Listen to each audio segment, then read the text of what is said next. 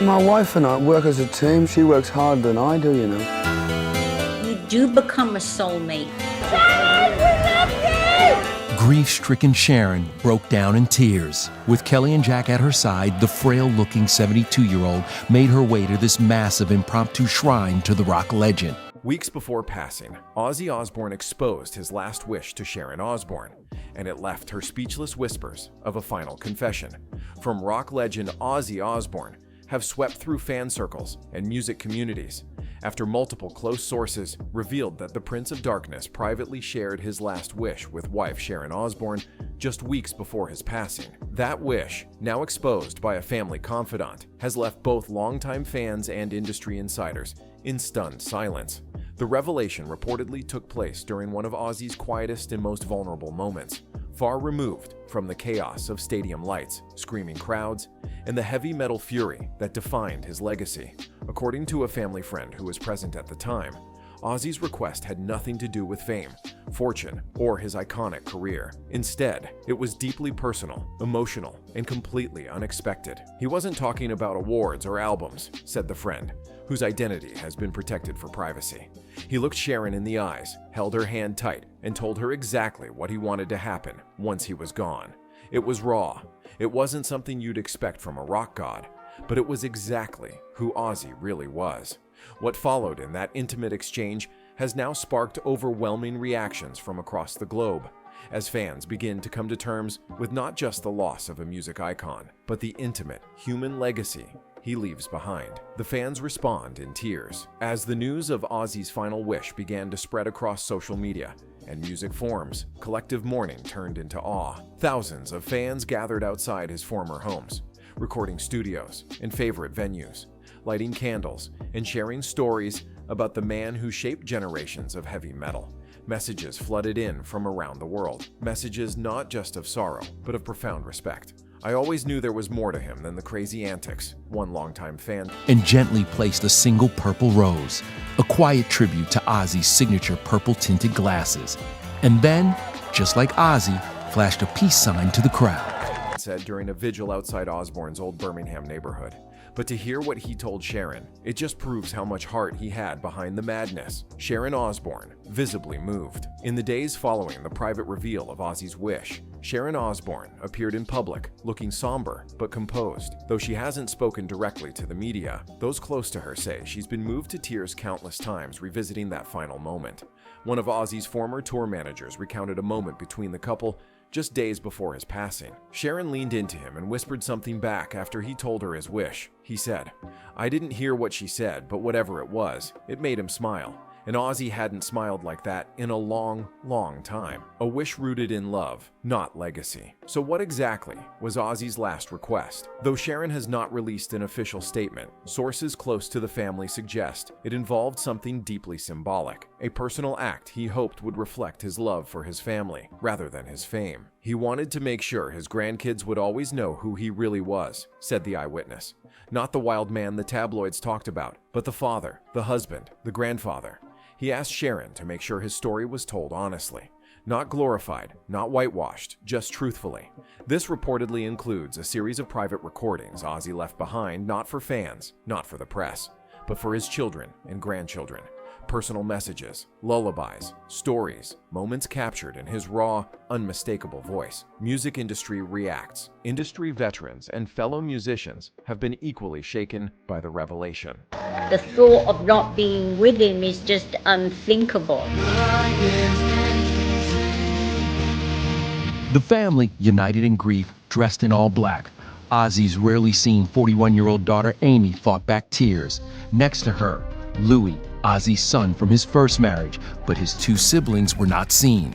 Several rock legends took to social media to share their disbelief and gratitude. Tony Iommi, Ozzy's longtime bandmate in Black Sabbath, reportedly broke down in tears during a backstage interview. "I always thought I knew Ozzy," he said, "but this was a side of him he rarely showed. That last wish, man, it hit me harder than anything he ever screamed on stage." City officials begin memorial planning. In response to overwhelming fan demand, city officials in both Birmingham and Los Angeles have begun planning permanent tributes in Ozzy's honor. Birmingham's mayor's office confirmed that discussions are underway to turn his childhood home street into a historical landmark, while LA officials have greenlit a mural project in his name. Public outcry has also led to calls for an annual Ozzy Day, with fans proposing a global moment of silence every year to remember his impact. The Vault of Messages. Perhaps the most unexpected development to come from this emotional wave is the rumored existence of what insiders call the Osbourne Vault, described as a secured collection of audio and video recordings, journals, and personal letters. The vault was allegedly compiled over the past decade, with Ozzy carefully curating its contents for his family. While the public may never hear the majority of its contents, one insider claims a select few recordings might eventually be shared, but only if Sharon approves. Ozzy didn't want a biography, said the source. He wanted the people he loved to hear his voice, his thoughts, the way he remembered things unfiltered, uncut. He said, "Let them hear me tell it, not someone else." Global tributes continue. From London to Tokyo, from Sao Paulo to New York City, spontaneous gatherings have emerged as fans organize listening parties, tribute concerts, and online memorials. Kelly, who wore Ozzy's trademark glasses, hugged younger brother Jack. Your dad's your best friend, right? Yeah. My dad is my best friend. Ozzy's procession included a brass band and 6 Mercedes funeral cars.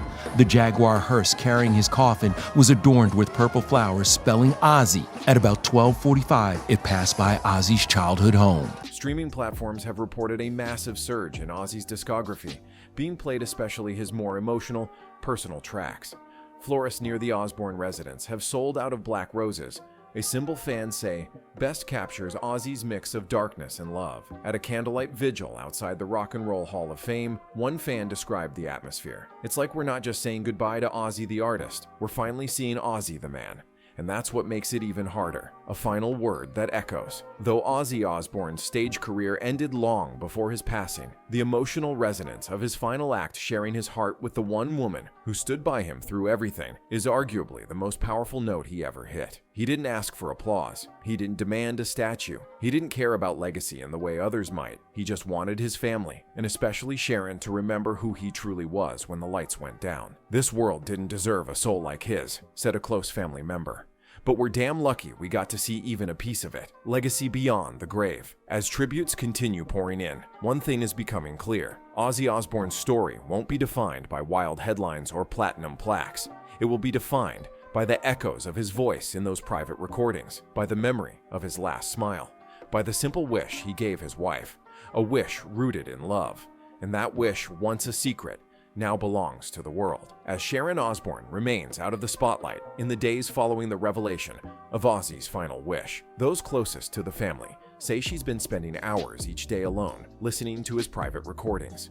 According to a close aide, these messages are not meant to be performed or published, but preserved. She sits with her headphones on, the aide shared quietly. She smiles. Sometimes she laughs, but there are also moments where she just sobs. "I don't think people realize how much of her was built around him. Now that he's gone, those tapes are the only way she hears him say her name." There would be no heavy metal without Ozzy Osbourne. He felt like a family member to so many people. My audience is better than any drugs, alcohol, sex, woman, relationships. It's the best love affair of my life. It's as if I've lived 3 lives, but it's all been worth it as far as I'm concerned, and I'd do it all again tomorrow. What started as a single wish has now become something larger, a quiet movement among those who knew Ozzy best, who now feel compelled to honor the man behind the myth, and not just the icon. A hidden side of the Prince of Darkness. Ozzy Osbourne was a global phenomenon, yet behind the chaos and controversy, he harbored a gentle, thoughtful side few ever witnessed. Sharon was always one of the few granted full access to that man, the one who read bedtime stories in his thick accent, the one who cried watching his children perform, the one who apologized even when the world told him he didn't need to. And that man left behind a roadmap not of fame, but of forgiveness. According to a relative familiar with the contents of Ozzy's final messages, the recordings include intimate apologies, private reflections, and words he could never quite say out loud during his life. He knew his legacy in music was secure, the relative said, but his legacy as a man, that's what he wanted to fix. He told Sharon, "Make sure they hear all of it, even the stuff I messed up." That's courage, family bonds, and unfinished conversations.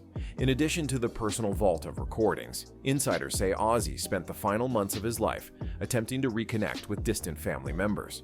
Though specifics remain private, some conversations were described as long overdue and emotionally overwhelming. One insider confirmed that one of Ozzy's greatest regrets was not mending certain family fractures sooner. There were family members he hadn't spoken to in years, the source revealed. He didn't want to leave that behind. He tried to make peace with everyone. His children, Kelly, Jack, Amy, and Lewis, were reportedly each left individual messages tailored specifically for them. Ozzy once spoke about rising from his humble roots. If it wasn't for the Beatles turning me on to music in a big way, I don't know what I would do without music. Not press statements, not rehearsed speeches, just Ozzy, being dad, being real. The public's growing curiosity and Sharon's silence. As word spreads of the emotional recordings and Ozzy's final requests, fans have begun urging Sharon to release parts of the material, if not to the public, then at least as a tribute display at the Rock and Roll Hall of Fame, or a private exhibit for family supporters. However, Sharon has remained silent on this point. According to sources, she's wrestling with the question of whether Ozzy's most private moments should remain private forever, or whether the world deserves to hear the truth behind the curtain. She's torn, said a close friend. She knows how powerful those recordings are, but she also knows Ozzy trusted her to decide what happens next, and that weight is crushing. A letter that changed everything. In addition to the recordings, Sharon reportedly received a handwritten letter from Ozzy shortly before his death, delivered by a longtime assistant at Ozzy's insistence. The contents of that letter have not been made public, but sources describe it as his final message in ink.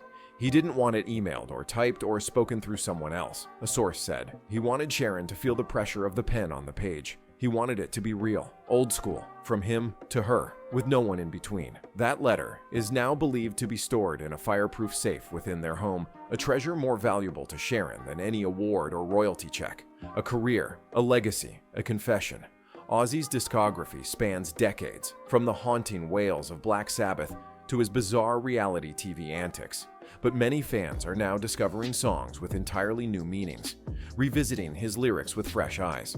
One track in particular, a rarely heard acoustic demo from his later years, has seen a surge in streams after rumors surfaced that it was written for Sharon during a difficult time in their marriage.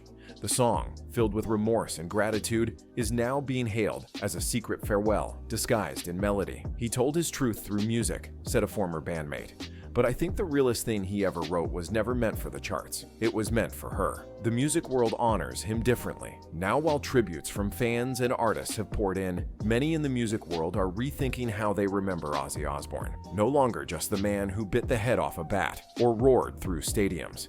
He's being recontextualized as a deeply reflective figure. Ozzy had returned to Birmingham only days before his death for one final performance in front of 40,000 fans.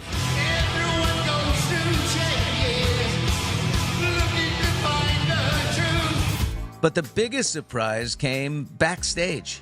You know I love you more than anything in the world.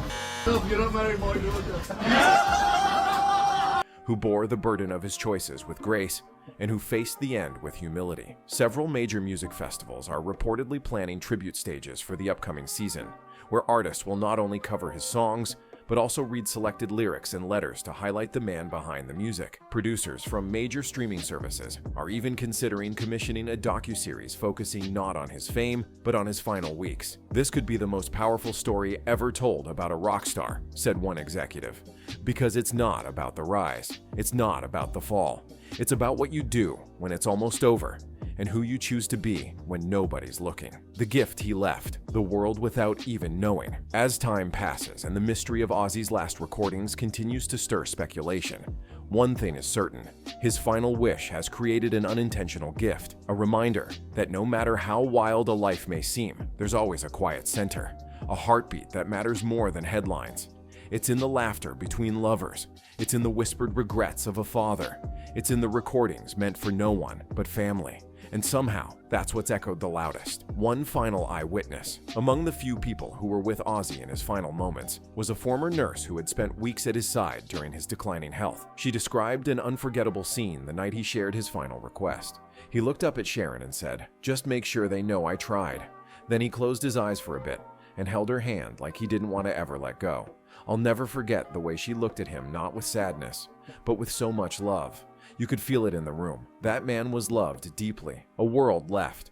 Reflecting now, as the world reflects on the death of one of rock's most enduring figures, they're also left reflecting on the man's humanity, his vulnerability, his imperfections, his truth. Fans continue to gather. Artists continue to sing. City officials continue to draft tributes. But in the end, it's not the noise that defines Ozzy Osbourne's legacy, it's the silence he left behind, filled with meaning.